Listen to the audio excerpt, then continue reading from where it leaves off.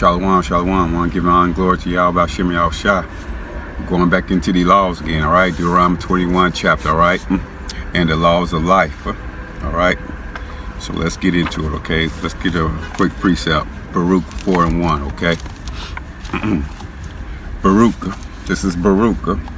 It's Baruch 4 and 1. This is the book of the commandments of Yahweh and the law that endured forever. All they that keep it shall come to life, but such as leave it shall die.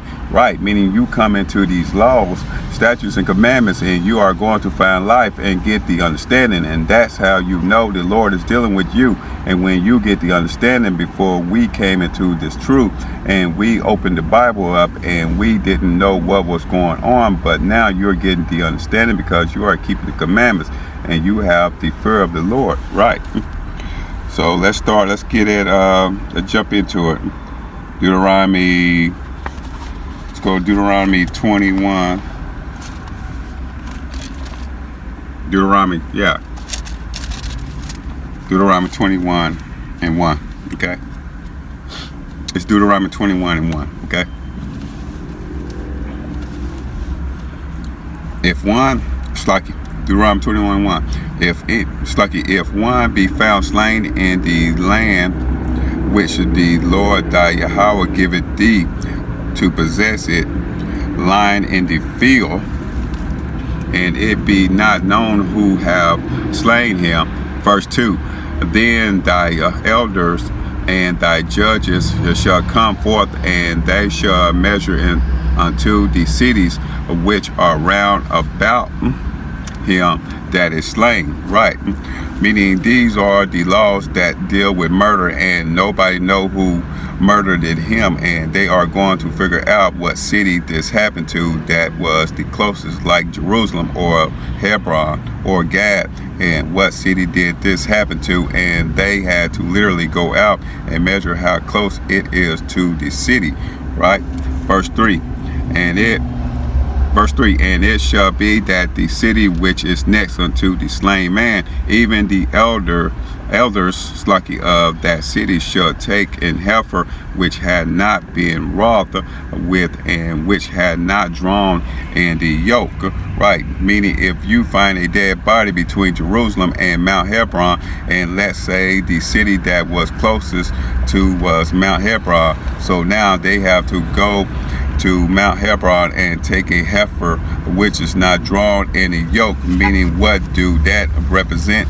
The innocency and the purity of that murder that happened, that nobody know who did it, and there are no witness and no account. So you take a heifer that has not been drawn in with the yoke, that has no blemish in it, and has not been put in labor, and have not been put to work, and it's a pure undefiled offering to represent the undefiled innocency of the man who saw his blood being shed and he didn't do it. So the Lord has an offering to symbolize the innocency of man, which is a heifer drawn without a yoke and without blemish. Let's go verse 4. And the elders of that city shall bring down the heifer unto a rough valley, which is neither eroded nor sown, and shall strike off the heifer's neck therein the valley, meaning they will take this heifer that represent innocency without being drawn with a yoke and being put to labor, and bring into a field that innocent and undefiled by man. We are reading about two physical actions to symbolize these men who may have found this body, and they might get charged with this murder if they don't go through this process step by step, and they will be guilty in the eyes of the Lord. Right, so let's go to Matthew 27 and 23 about Pontius Pilate. Okay, about the innocency, he washing his hands, all right, knowing he's a hypocrite. Okay, Matthew 27:23.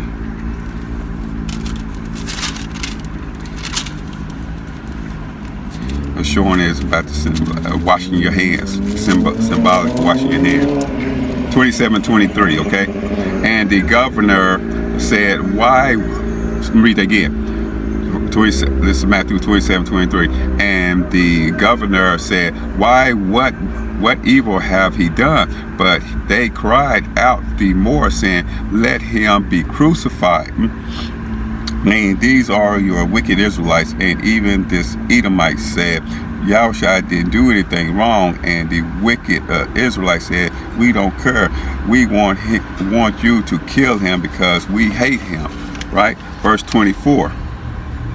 When Pilate saw that he could read again. When Pilate saw that he could prevail nothing, but that rather a tumult was made, he took water and washed his hands before the multitude, saying, "I am innocent of the blood of this just person. See ye to it." Meaning washing your hands of water. And he said, "Hey, look, I didn't do this, and the blood is off my hands, and I am cleansed it of the innocent blood of this man." And also that was an ancient custom, and also it tells you in the book of Job as well. And Pontius Pilate was a hypocrite because he scourged Yahushua, and then Pontius Pilate had the nerve to say that he was cleansed from the innocent blood of this man and made a mockery of the Lord. Right. Let's go to Job, okay? All right.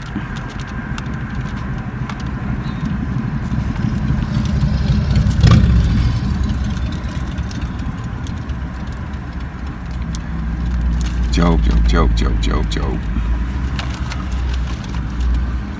We go Job 9:30, okay?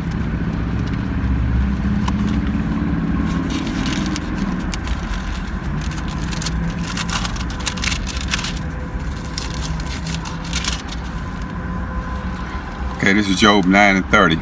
All right. Job 9:30. Let me read again. If I wash myself with snow water and make my hands never so clean. Verse 31. Yet shalt thou plunge me in the ditch, and my own clothes shall abhor me. Right, meaning Job said the same thing. If I wash my hands in snow water, I am still wicked, and you can have all the different physical acts that represent your innocency, and your life being without sin, but yet you are still wicked in the sight of the Most High. Right, let's go back to Deuteronomy 21:5. Deuteronomy 21:5. And the priests, the sons of Levi, shall come near, for them the Lord thy Yahweh had chosen to minister unto him and to bless in the name of the Lord, and by their word shall every controversy and every stroke be tried. Meaning the son of Levi are the ones in charge of teaching Israel the law, and they the master teachers of the law. And the Lord said, by their words shall every controversy and stroke be tried, because they are going to judge the matter. And any controversy and problem you have to go to the Levites, right? Because the Levite got judged the matter, right? So let's go to 2 Chronicles, all right, 19. Let's start at verse 5.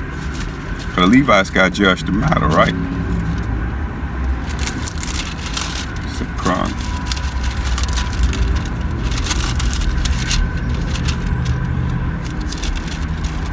Second Chronicles 19:5.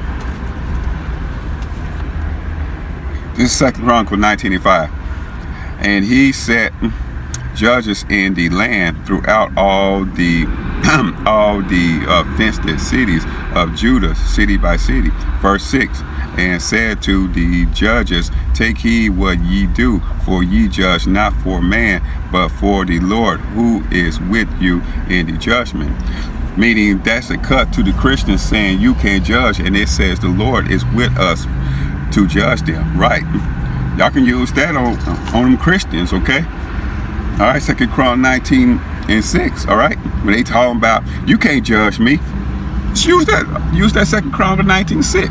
It's letting you know the Most High is with them when you judge them, okay? Judging our people, all right? Anyway, verse 7. Wherefore now, wherefore now let the fear of the Lord be upon you. Take heed and do it, for there is no iniquity with the Lord our Yahweh, nor respect of person, nor taking of gifts, meaning you can't bribe the Lord. Verse 8, moreover, in Jerusalem did Jehoshaphat set of the Levites and of the priests and of the chief of the fathers of Israel for the judgment of the Lord and for controversy when they returned to Jerusalem. It's like a return to Jerusalem, right? Meaning Jehoshaphat knew the law and set up the Levites for the controversies. Verse 9, and he charged them, saying, thus shall ye do in the fear of the Lord, faithful and with a perfect heart. Verse 10, and what cause soever shall come to you of your brethren that dwell in their cities between blood and blood, between law and commandments, statutes and judgment, ye shall even warn them that they trespass not against the Lord, and so wrath come upon you and upon your brethren. This do, and ye shall no trust. It's like ye shall not trespass, right? Meaning if they go off against the judgment and the Lord is going to destroy them and all of their families and all their brothers. So the Levites had a lot of responsibility, and they had about 1,000 offerings that they have to do. And if they mess up on one, and it's lights out for them, so you have to be focused to be a priest, right? Because like you say, we ain't had a priest. We ain't had, had no priest in a long time. Priests and no laws, right? Okay, let's get a precept. 2 Chronicles 15:3. Okay, we ain't had a priest or laws in a long time. Okay, Israel. All right. This is 2 Chronicles 15:3. Now for a long season, Israel have been without the true Yahweh, and without a teaching priest, and without laws, right? Meaning the Levites are the teaching priests. So it's been a long season that Israel didn't have teachers and men out there to go and teach the people the commandments, and that's why Israel was going astray. And that is why the Lord is setting up teaching priests in the last days, but not necessarily from the tribe of Levi, but the other tribes like Judah, Benjamin, Gad, Zebulun, Issachar, Asher, and Slucky. And we are a nation of kings and priests. Right? We are a nation of kings and priests. That's Revelation 1:6, right? And the spiritual sacrifice that we do are acceptable to the Lord. And these are the teaching of priests in the last days.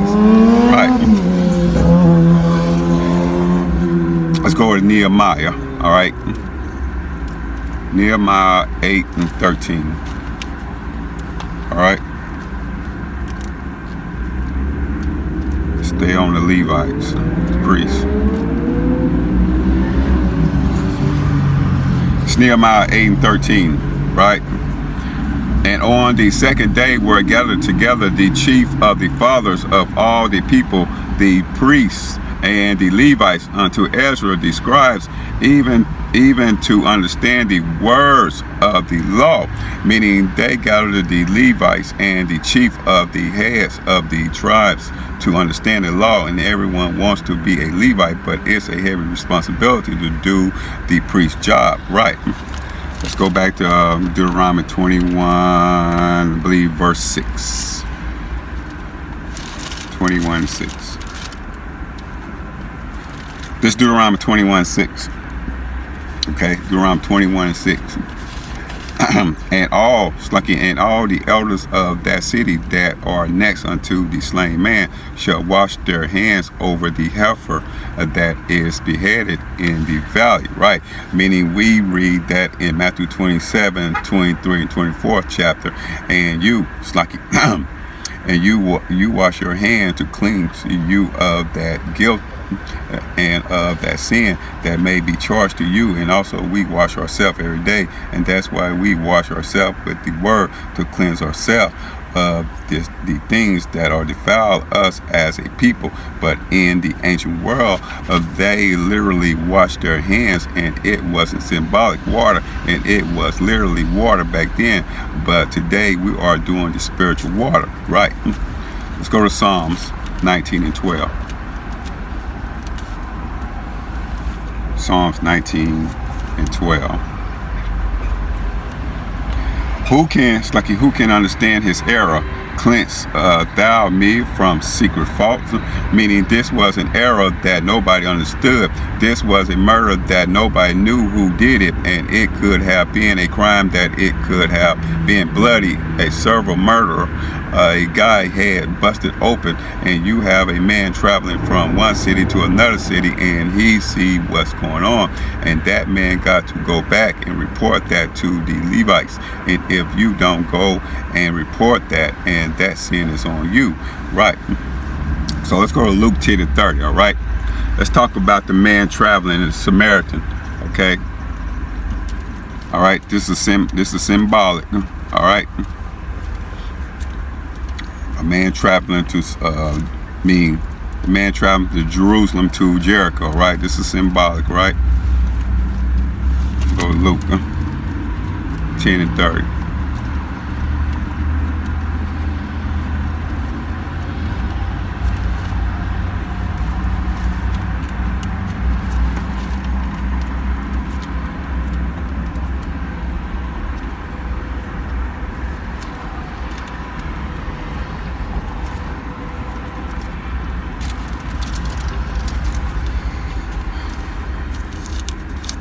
This is Luke 10 and 30. Okay. And Yahushua answering said, a certain man went down from Jerusalem to Jericho and fell among these, which stripped him of his raiment and wounded him and departed, leaving him half dead. Right, meaning this man was traveling and damn near got beat to death, and all of this is parabolic, symbolic for the man traveling from Jerusalem to Jericho. And this is not literally, this represents this man from Jerusalem was a Israelite man, and Jericho represent the other nation that were scattered around, and Jerusalem is our homeland, and we went from Jerusalem to Jericho, meaning a place that you are not used to, the house of your pilgrimage,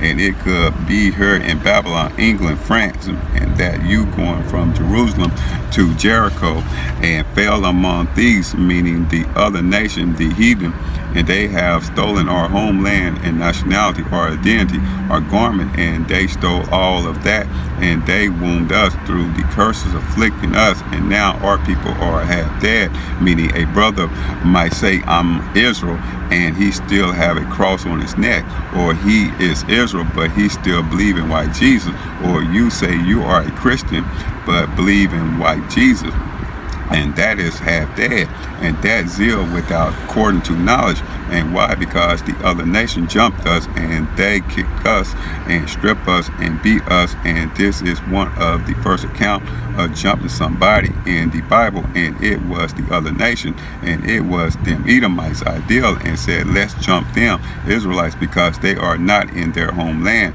and they are not protected by the Most High. And it tells you that in Judah, the 5th chapter.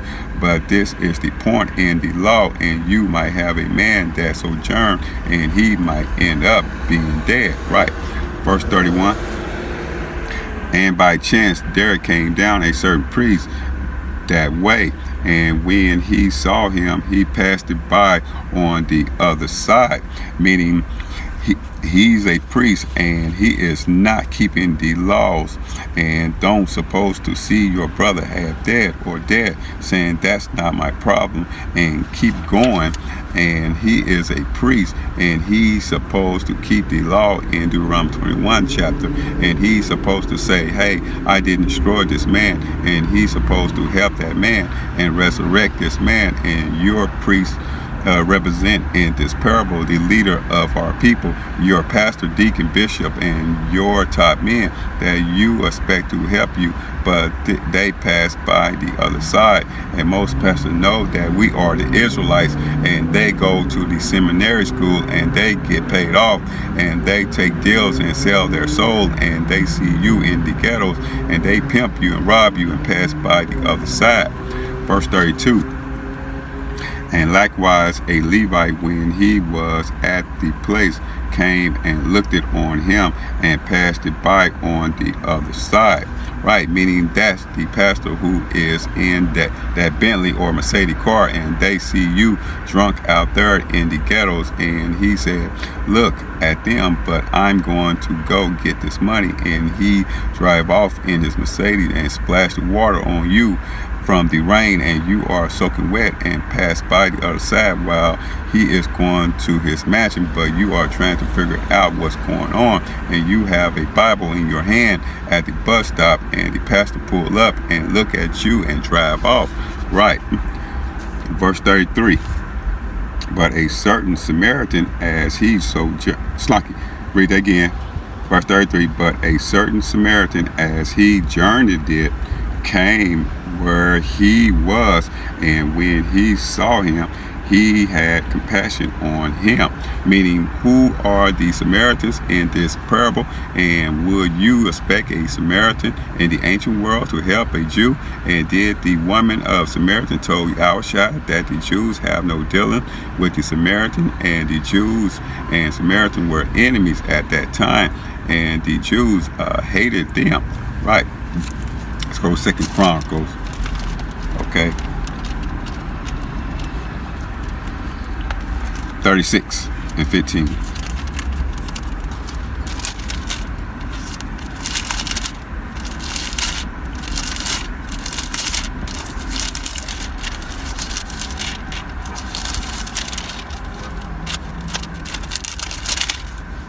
The 2 Chronicles 36 and 15. And the Lord Yahweh of their fathers sent to them by his messenger, rising up bedtime, and sending because he had compassion on his people and on his dwelling place. Meaning the Lord had compassion on them, and the Lord sent the prophet, the messenger, and in this same context the Lord had compassion and had sent the Samaritans, the people that are hated and despised. So in this context it represents the servants, the prophets, and also the prophets was hated among the people, and they stoned and killed the prophets, and that is the last person you will expect to help you out. The people that you hate, and even in the last days, our people are destroyed, and these leaders are not helping them out, but the Samaritans are going to help them out, the Hebrew Israelites, and we are the modern day Samaritans. Right. Let's go John 8:48. Okay. Right. So the Jews thought all Samaritans had a devil on them. Okay. Let's go. Let's find out. Okay. This is John 8:48. Then answered the Jews and said unto him, Say we not well that thou art a Samaritan and hast a devil? Meaning the Jews thought all the Samaritans were devils, and if you were a Samaritan, and that's a mockery right there, and that is Jake saying you are a Samaritan. Other words, saying you are a nigger and you are tripping and you have a devil on you. So that is why the Jews in this parable, the Lord used it an example of a Samaritan, and someone has been hated amongst the Jews to help out the Jews. Right. Let's go to Luke. Let's go to Luke 9:51. Okay. Luke 9:51. Because Yahushua sent a messenger, right? They wanted to go through. When you go to Samaria, it's the straight shot to Jerusalem. But it was gang warfare. Okay. All right. When you mean gang warfare, meaning I can't come to your hood. Okay. This crib neighborhood, I can't go through there, okay? Or Southside locals, the so-called Hispanic, can't go through their hood, we can't come in their hood, right? It was the Samaritans and the Jews, you know what I mean, hated each other. Okay? All right? Let's go to it. It's Luke 9:51. This is Luke 9:51. All right? And it came to pass when the time was come that he should be received up, he steadfast set his face to go to Jerusalem. Meaning Yahushua about to go to Jerusalem, and it's a straight shot journey if you go through Samaria. If you look it up on the map, verse 52, and sent a messenger before his face, and they went and entered it into a village of the Samaritans to make ready for him. Meaning the messenger was sent by Yahushua and was asked the Samaritans, can you have a place ready because Yahushua about to come here? 53. And they did not receive him because his face was as though he would go to Jerusalem. Meaning the Samaritans saying, oh, you are going to Jerusalem to deal with the Jews. And no, you can't come through here and go around. And this is a gang warfare that you can't come on our block. And that's how the Samaritans and the Jews was. You can't come through here from Galilee to Jerusalem, right? 54. And when his disciples James and John saw this, they said, Lord, wilt thou that we command fire to come down from heaven and consume them, even as Elijah did? Slacky. Meaning John and James said, it's on, and they don't want to receive us. Let's call fire from heaven and kill them all. And if Yahushua would have came through, and they would have jumped to Yahushua, and they tried to stone him as well. So the Jews and Samaritans were enemies. And also in the ancient world, Samaria was the chief capital of the northern kingdom. 2 Kings 17 chapter, right? So let's go to 2 Kings 17 and verse 9. Okay, because the northern kingdom, they was in all type of idolatry. Okay, who was the northern kingdom? That's all the Hispanics, right? All the Hispanics, Native Americans, Seminole Indians, just in case somebody new on the channel don't know who the northern kingdom is.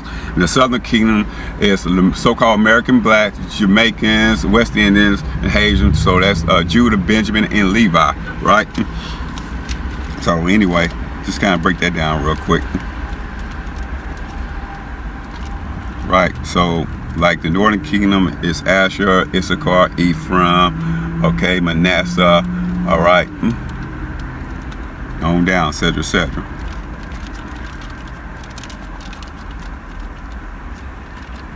Let's go 2 Kings 17, okay.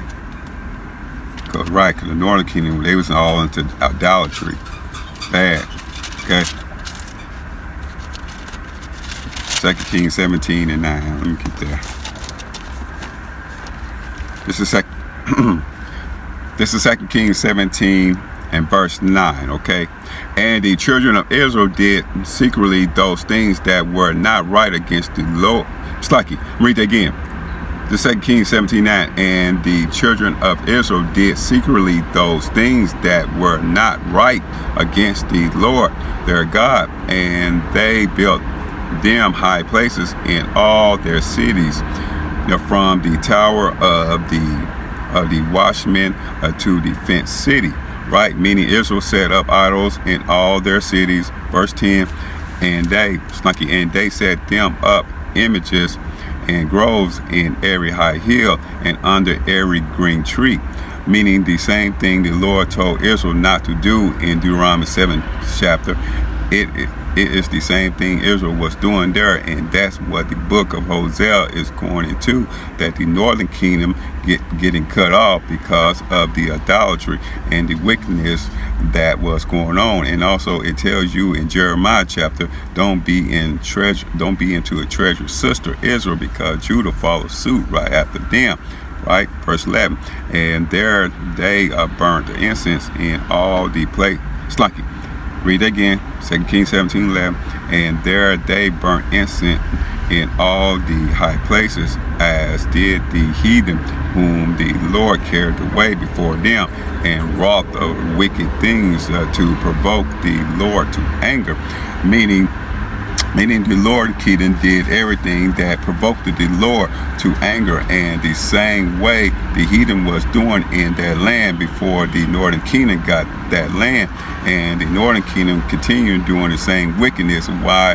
Why the northern kingdom had a wicked king set up over them, and it goes to Sirach of the 10th chapter. So are the judges, so are the officers, Lucky. And if you had a wicked king set up over you, and they will command the children of Israel to do wickedness.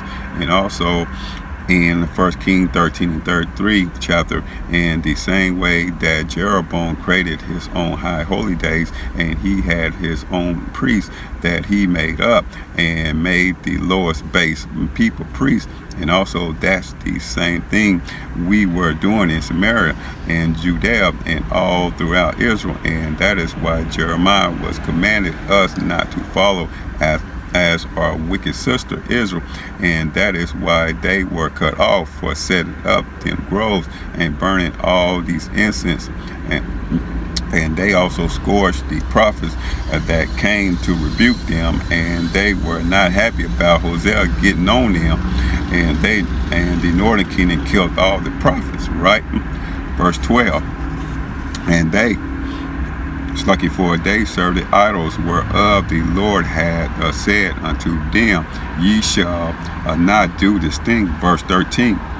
Yet the Lord testified against Israel and against Judah by all the prophets and by all the seers, saying, turn ye from your evil ways and keep my commandments and my statutes according to all the law which I commanded you.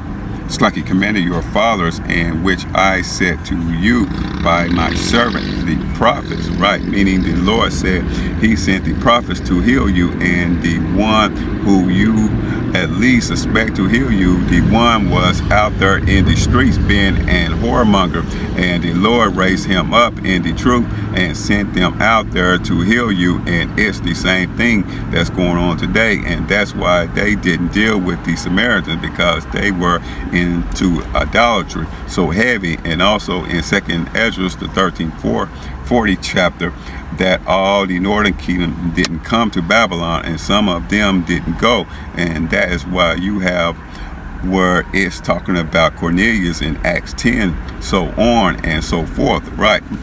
Let's drop down to verse 22. 2 Kings 17 and 22, okay?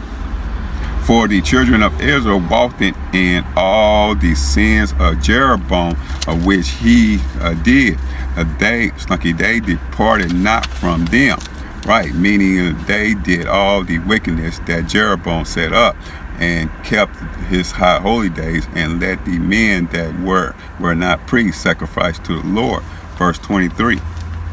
Until the Lord removed Israel out of his sight, as he had said by all his servants, the prophet, so was Israel carried away out of their own land to Assyria unto this day. Meaning they were being hard-headed, and they got carried away into captivity to the Assyrians for not following the commandment. So the Lord moved Israel out of his sight, right?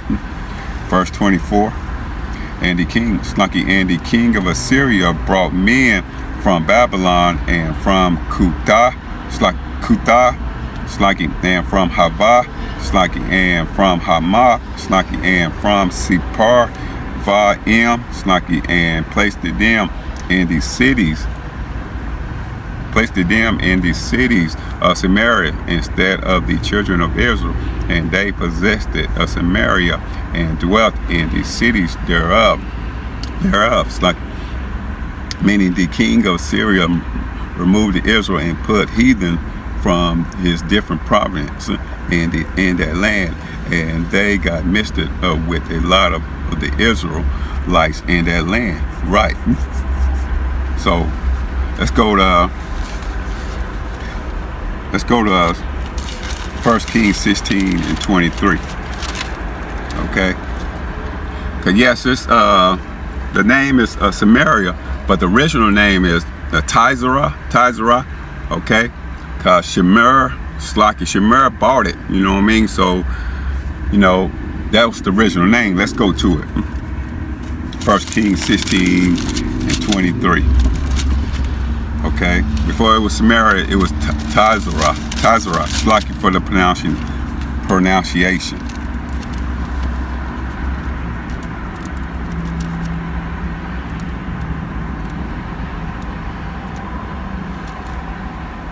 This is 1 Kings 16 and 23. Okay. All right. In the 31st year of Asa, king of Judah, began Omri to reign over Israel 12 years. 6 years reigned he in Tizerah. Tizerah is the original capital of the northern kingdom, right? Verse 24. And he bought the hill Samaria of Shemer for 2 talents of silver, and built on the hill, and called it the name of the city which he built after the name of Shemer, owner of the hill Samaria. Right, meaning, so that's the original. So that's the origins of Samaria, being the chief capital, and it was bought from a man named Shemer. So Shemer in the Hebrew means to watch. So Samaria means the mountains of watch.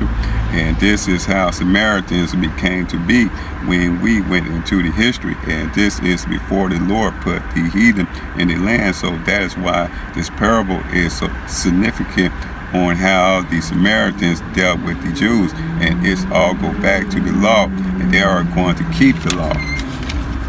Let's go to Hosea 4 and 2.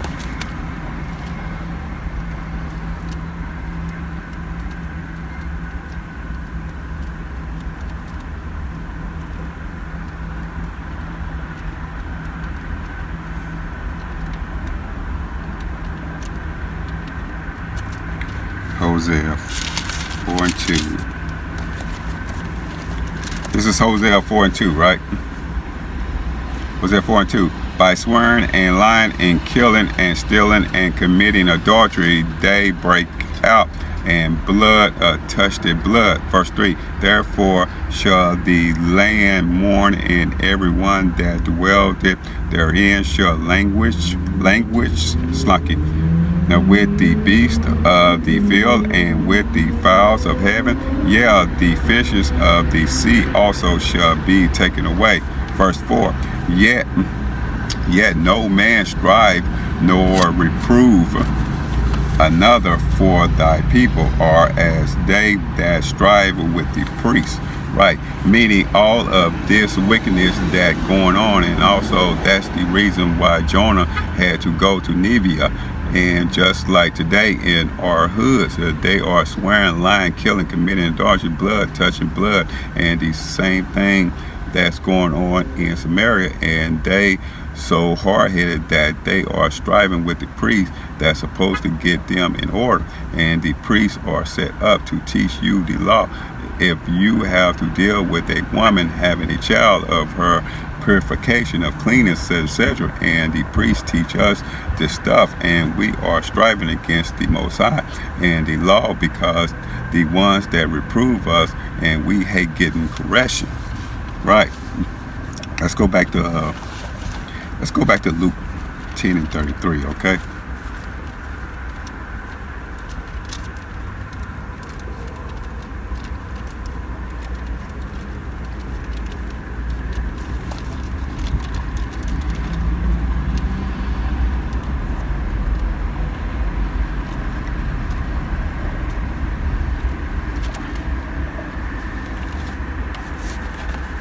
This is Luke 10 and 33, right? But a certain Samaritan, as he journeyed it, came where he was, and when he saw him, he had compassion on him. And also in Matthew 10:5 chapter, Yahushua said, don't enter into Samaritan of any of these cities, because it was off and it wasn't time for them to get the word, and they had no dealing with them. And Yahushua said, don't go to the Gentiles, or the Samaritans, because they were wicked. And now when you read Acts 1 and 8, and it's open to the Gentiles like foreigners, and now you can go deal with them, right? Verse 34, and when and went to him and bound up his wounds, pouring in oil and wine, and set him on his own beast, and brought him to an inn, and took care of him. Right, meaning the oil and wine, meaning the word that bound up the wounds, and that is the only cure to resurrect someone from being half dead. The oil and the wine. So we have to give our people the wine to cure their wounds, right? So let's go to Songs of Solomon, okay? All right, about the brief breastfeeding. All right, to get this knowledge, wisdom, understanding.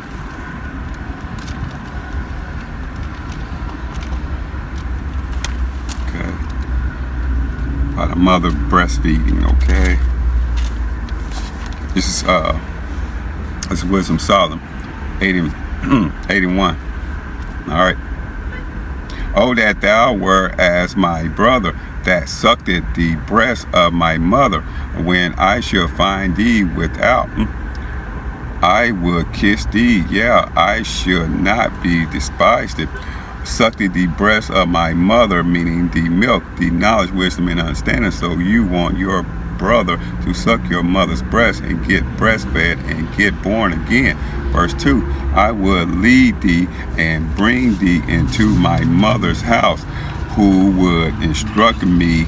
I will cause thee to drink of spiced wine, of the juice of my pomegranate. Right, so the mother house meaning wisdom, and to cause him to drink spiced wine, meaning give him the knowledge, wisdom to take care of him. And only if you are in the truth, you can break it down to him, Deuteronomy or Revelation, or you will save. Only if our brothers or mother or cousin or friends in the world was in the truth, and you would break it down to them like this, and that is all the spiced wine. And that is why the parables say what it said. The Samaritan, the prophets, heal our people with spiced wine, or wine and oil, and that is going to slowly heal those wounds, right? So we want to keep our garment clean, our spirit clean, right? So let's go to Ecclesiastes 9 and 8. Ecclesiastes 9 and 8, all right? All right? Because we need that oil, right? That oil is that understanding, all right?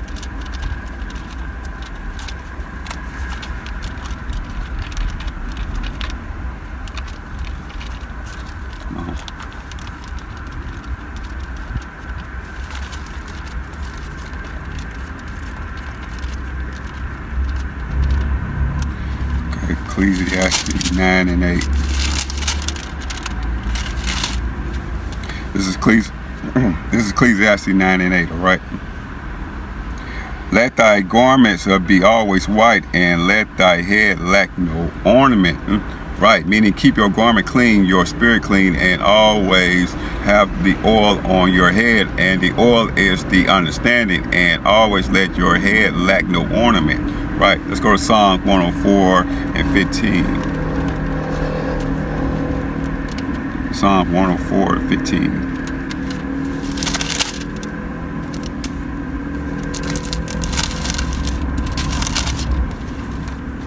This is Psalms 104 and 15. And wine that maketh glad the heart of man, and oil to make his face to shine, and bread which strengthened man's heart. Right. meaning this is a physical and spiritual, and oil make your face to shine. And the Lord said, wisdom and make the man's face to shine, in Ecclesiastes 8:1 chapter on down. And the oil is the knowledge and the understanding. When you are studying and on fire and solid in the spirit, and he is drinking the wine, and he's well taken care of, like our brother, the parable in Luke 10 chapter, and we get the order. It's like, and we get to order the wine, and we close up the womb, and we set him on his own peace, meaning we put him back in power and bring him back to the end, which is your mother's house, right? Let's go back to Deuteronomy 21:7.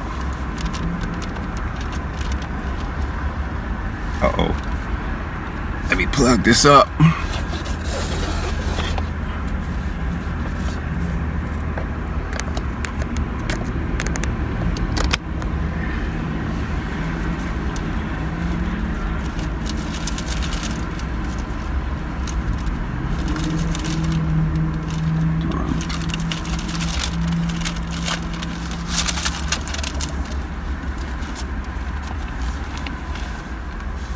All right, this is Deuteronomy 21:7, all right?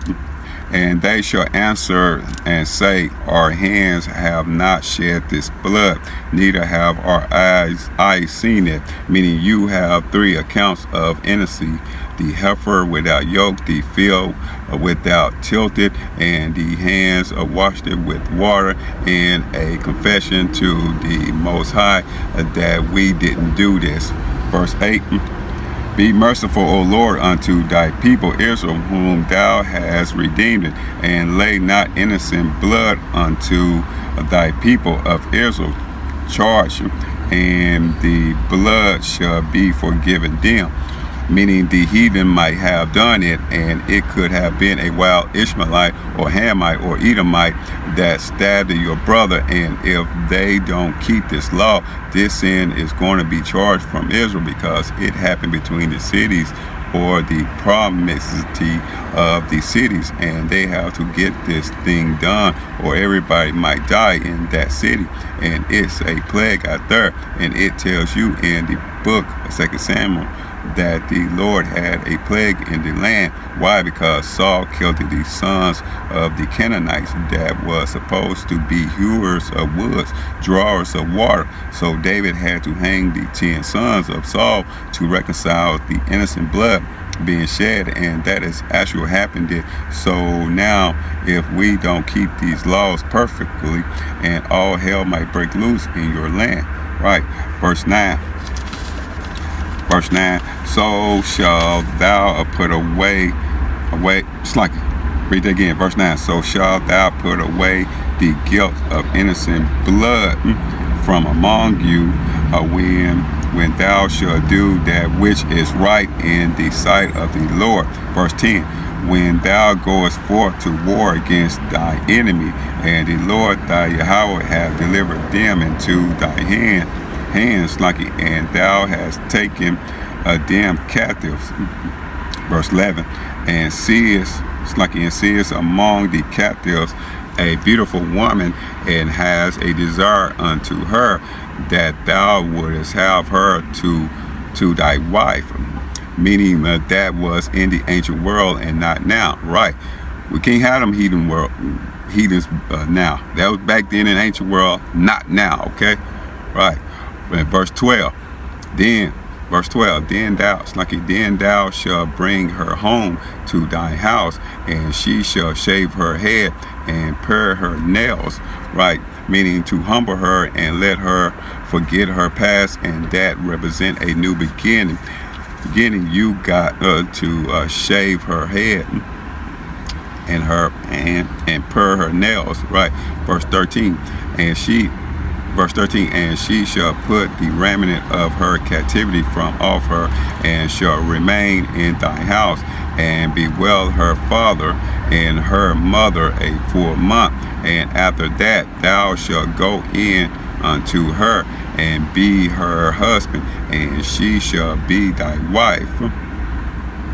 Meaning in the ancient world, you had to go through the law and go through these ordinances. And if you don't follow this law, you will get put to death. And she has to change her garment and put on a dress with fringes on, and you give her a full month to get over it, because her father and mother is dead, and you give her time to herself, like give her food and give her that full month to herself. Verse 14. And it shall be, if thou have no delight in her, then thou shalt let her go whither she will, but thou shalt not sell her at all for money. Thou shalt not make merchandise of her, because thou hast humbled her.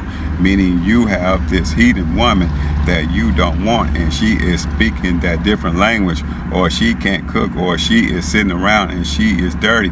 And when you are dealing with a heathen woman, and her true spirit is going to come out, and it doesn't matter what you do to her, and she might curse your God or fight your main wife, and you might say, I can't deal with this anymore. And the Lord said, let her go, and you don't have to write a bill of divorce, and you can let her go, and you can sell her for money, and that's wicked. And you have to be merciful and have compassion in this thing. And these are the laws dealing with women that are captives, right? Let's go to Esther, okay, 2 and 12. All right, let's talk about the purification. All right, when you're dealing with women, the purification. All right.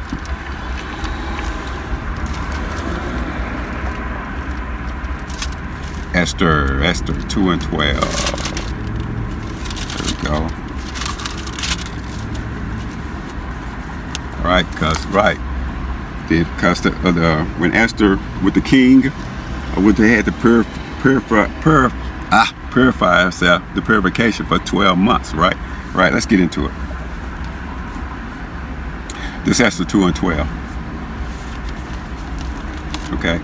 Now when every maid turned was come to go into a king Ahasuerus, after that she had been 12 months, according to the manner of the women, for so were the days of their purification accomplished it, to wit 6 months with oil of myrrh, and 6 months with sweet odors, slacky, and with other things for the purifying of the women. Right, meaning you had to go 1 year of being physically purified, and she had to purify herself with sweet odors, with other things for the purifying of the women.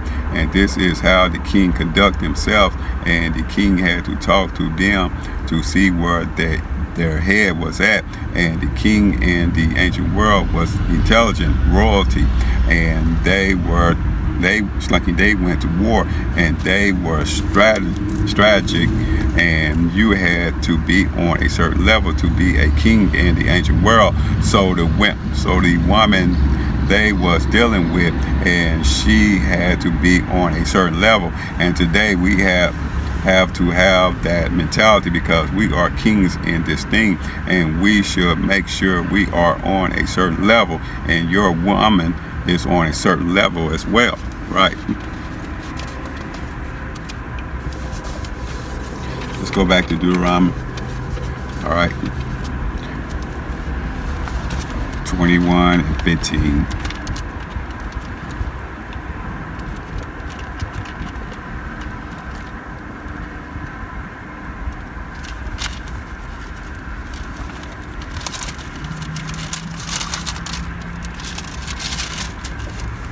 This Deuteronomy 21 and 15. All right. If a man have 2 wives, one beloved and another hated, and they have borne him children, both the beloved and the hated, and if the firstborn son be hers that was hated, meaning yes, you can have 2 wives. Okay. All right. Let's go to Exodus 21:7. All right.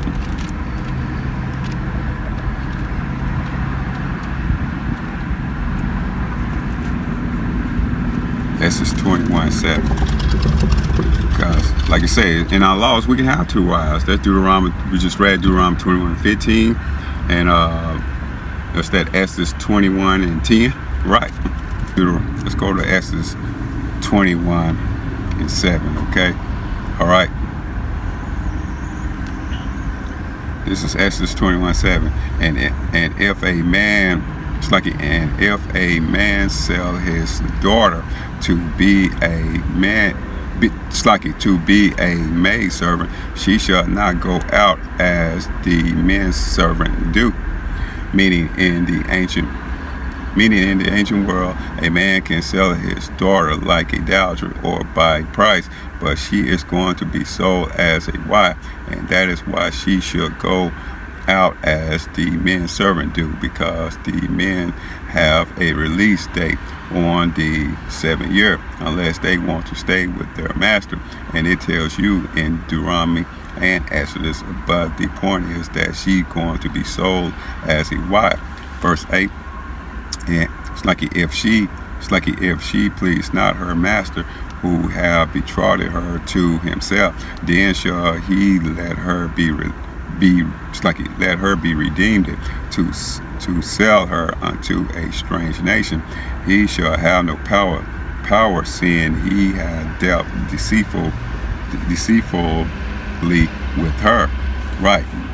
Meaning let her be redeemed, and a man might buy a woman from another man as his wife, or maybe for his son, but she might not please him. So you have the law that you could put away your wife and she can be redeemed, and the father might want a refund. They didn't really lie down together, but they have been betrothed, and he is like, hey, I want my money back, and he is saying she can't do what I thought she could, and whatever the case may be, I thought she could do. And he say, hey, look, I want her to be redeemed, and let's just say he bought this woman for 50 shekels, and he can't flip her and sell her like he is flipping cars. So a man can purchase a daughter and then sell her to a strange nation to make more money off of her and not use her for a wife, like what you told her father that's what you are going to use her for, and that has been deceitful right there. Right. Verse 9, and if he have betrothed her unto his son, he shall deal with her after the manner of daughters. Right. Meaning she become his daughter-in-law, and that is where you get that terminology from, and that is his daughter based off of the law of marriage. And you can't deal with the woman that he gave his son like a damn wife. Now look, whatever you give your son, now that is your daughter too. So any wife that is given to your son, that is your son. You treat her like your daughter, right? Verse 10. If he take him another wife, her food and read that again. Exodus 21:10. If he take him another wife, her food and if he take him another wife, her food, her raiment, and her duty of marriage shall be shall he not diminished. Right. Meaning if you take another wife and you already have a wife, and your wife may have duties of marriage obligation to her, and it may be written in the instrument of covenant, or it may be told to your wife, and you might say, okay, look, your first wife responsibility and duties of marriage are going to be A, B, and C for the household, whatever the case may be. Now if you take another wife, and you can diminish your first wife duties, because that's what make her the wife. So if you have a wife, you have to have enough responsibility as a man for your wife to have different duties, and you don't take away from the one of the fraud ones. So all of the wives that you have they have to be able to provide for the household in some form or fashion. And just like you read about the Proverbs 31 woman, that when she did about 1,000 things, and you might take another wife and take a load off of that wife, but you can diminish the duties of your wife if you decide to take another wife. The point is that you can take another wife according to the law, right? Let's go back to Deuteronomy 21, and we at 16.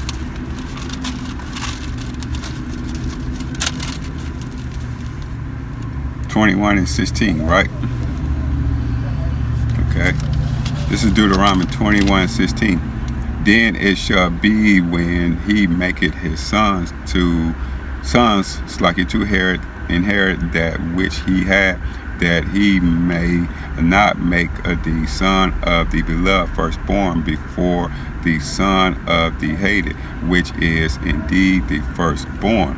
Meaning the firstborn has to get the inheritance, and because you hate your wife and she gave you your firstborn son, doesn't mean you are giving into the more loved wife who has given you your fifth son, and that is a wicked act, right? Okay, let's go to Leviticus 19 and 15. We can't do it on righteous judgments, all right? So, Leviticus 19 and 15. You shall do no unrighteousness in judgment, and thou shalt not respect the person of the poor, nor honor the person of the mighty, but in righteousness shalt thou judge thy neighbor, right? Meaning that's unrighteousness and judgment, and the law is the firstborn is separated to the Most High, and he is going to get the inheritance as well, and that is how it's supposed to go.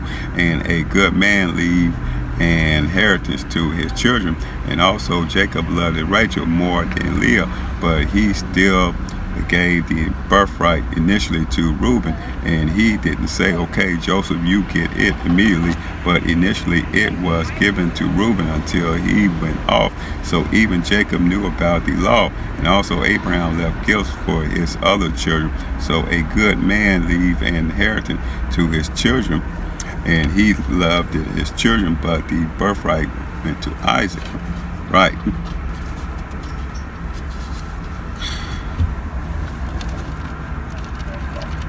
Let's go to 1 Corinthians, okay? All right? Because you can't have two wives, all right? So we just read that in Deuteronomy 21 and 15 and Exodus 21 and 10, right? Right? But the Christians like to read this 1 Corinthians 7 and the 7th chapter, right? Talking about you can't have number one wife, right? Okay? But at the same time, let's read it. Let's go into it, all right? That's 1 Corinthians 7:1. Now concerning the things whereof ye wrote unto me, it is good for a man not to touch a woman. Okay? Meaning that don't mean you can't have a wife, and it's just mean a man focus should be focusing on the Most High and doubting the truth. And it is good if you don't have a wife, but it's not a sin that you take a wife. But if you don't have a wife, and you will have more time in the Word, but if you have a wife, and you have to balance your time out a little bit more. Verse 2. Okay, this is what the Christians like to run to. Verse 2. Nevertheless, to avoid fornication, every man have his own wife, and let every woman have her own husband. Right? Meaning that don't mean that you are obligated to one wife, because we read the law. So to avoid fornication, let every man have his own wife, and that don't mean just one wife, and you might have two wives. Should not it even help you more to avoid fornication if you have two wives? So it's not saying you're obligated to one wife, and it just means you have a wife in general, and you are not out there committing adultery and another man's wife, or dealing with prostitutes, or being a homosexual, or being a sexual deviant. And you have to just have your own wife, for you don't have to be out there popping your mother and burning in your lust, or on YouTube or Instagram looking at women. So we have to get our own wife, for we don't have to go off.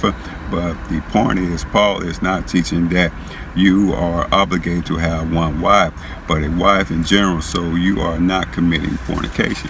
Right, so Paul is not saying that you have to have one wife, right? Like we say, we just read in our law, Deuteronomy 21:15 and Exodus 21:10. You can have more than one wife, okay? But we know the Christians, they stand in the New Testament, they listen to Paul, they don't understand it, because they not keeping any commandments. Okay, if they read, they don't want to keep the law. Okay, so if they keep the law and want to learn the law, they'll see in our law, okay, we can have more than one wife, okay? Right. So anyway,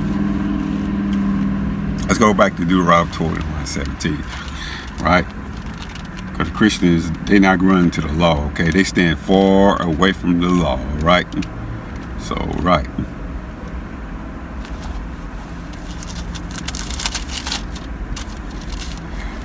That's Deuteronomy 21:17.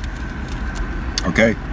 But he shall acknowledge the son of the hated before the firstborn, by giving him a double portion of all that he had. For he is the beginning of his strength. The right of the firstborn is his. Meaning the firstborn get all things, and also that's why Yahushua get all things as well, because he is the firstborn, and you have other spirits made, and you have Michael the archangel, Raphael, Uriel, and all of the spirits, but the firstborn is Yahushua. So the Heavenly Father is going to give Yahushua all things, and it tells you in Colossians 1:14 through 18 chapter, and all things are made by him and for him, and he is the head of all things, and by him all things consist. And also we are the firstborn, so we are going to get the portion, the kingdom of heaven. And the Lord said, Israel is my son, even my firstborn, Exodus 4:22 chapter. So the Most High hold himself to the law, because his word is above his name, and the Most High put his word over everything. Right. Verse 18, and if it's like verse 18, Deuteronomy 21:18. If a man have a stubborn and rebellious son, which will not obey the voice of his father or the voice of his mother, and that when they have chastised him, will not hearken unto them, right? Meaning that is Jake and Eve not listening to our parents and being rebellious, right? All right, let's go to Sirach 30:1, okay? Sirach 31. Okay, if you really love your son, you'll whoop him. You'll give him a good whooping, all right? This is Sirach 30:1, all right? He that loved his son caused him off to feel the rod, that he may have joy of him in the end. Right, meaning if you really love your son, and you will make him feel the rod, meaning whip his behind. Right. Verse 2. He that chastises his son shall have joy in him, and shall rejoice of him among his acquaintance. Right, meaning once you chastise your son, and you have to have joy, because he going to go out and conduct himself as a young man or a young woman, and you will see the repercussion of them children who don't get chastised and don't take correction. Right. So let's go to let's stay on this. Let's go to Proverbs, all right, 13:24. Right, because if you sparing the rod of your kids, you hate them, right? That's Proverbs 13:24. He that spared his rod hated his son, but he that loved his... Slucky, read that again.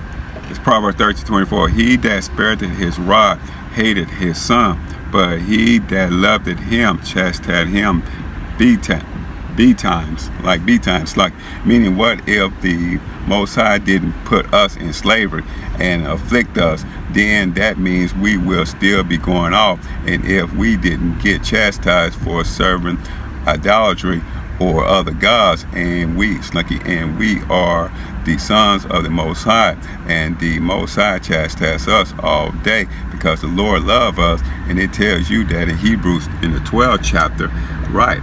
And it tells us also in Amos 3:2 chapter, right?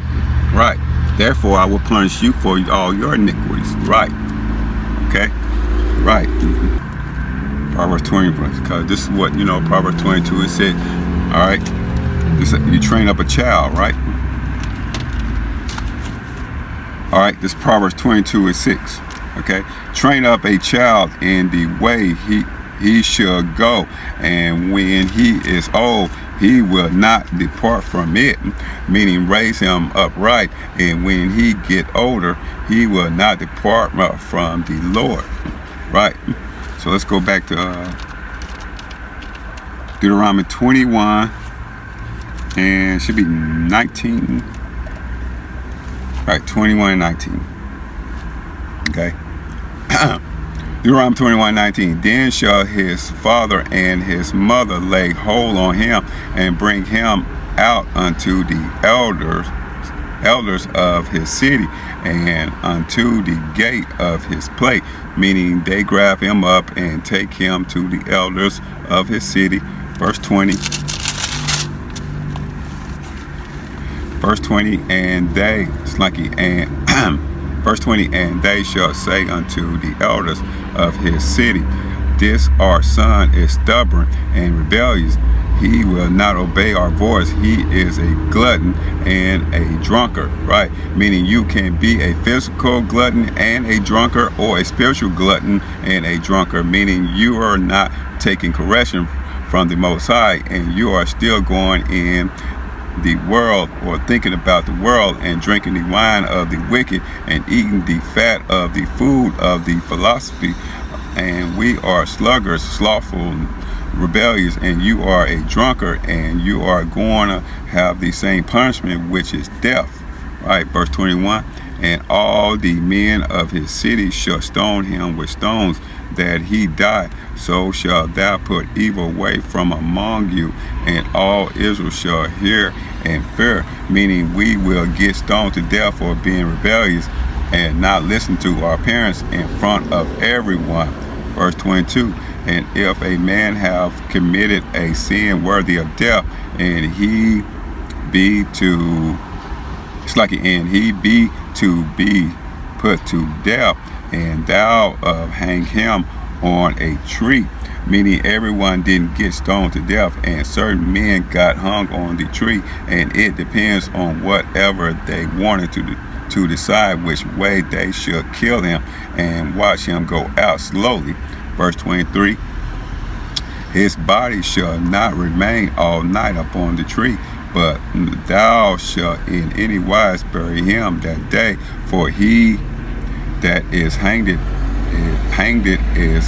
is accursed of Yahweh, that thy land be not defiled, which the Lord thy Yahweh giveth thee for an inheritance.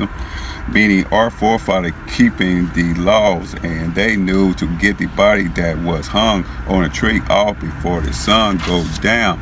And also this pertained to Yahushua when Joseph of Arimathea begged the body from Pontius Pilate to bury Yahushua before the sun go down, lest his body be defiled. And so they put him in a slumbery that no man knew of, and our forefather knew the law, and Yahushua became that curse for us. Right.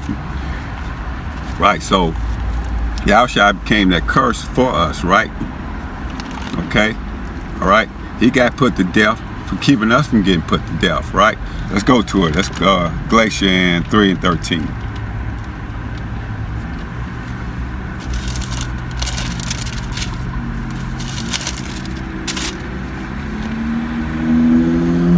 This is Galatians 3:13, right? Mashiach had redeemed us from the curse of the law, being made a curse for us. For it is written, cursed is everyone that hangeth on a tree. Meaning the Lord redeemed us from death. That is the curse of the law. And the curse of the law, you might get hung on a tree, or might get stoned, or your blood might get shed. And the Lord purchased your death with his own blood. And that is what it means. He redeemed you from the curse of the law, being made a curse for us, meaning Yahushua got put to death instead of us getting put to death, right? So that's Deuteronomy 21 chapter and the law of life, okay? All right, so I want to give honor and glory to Yahweh, Shem, Yahushua, Shalom.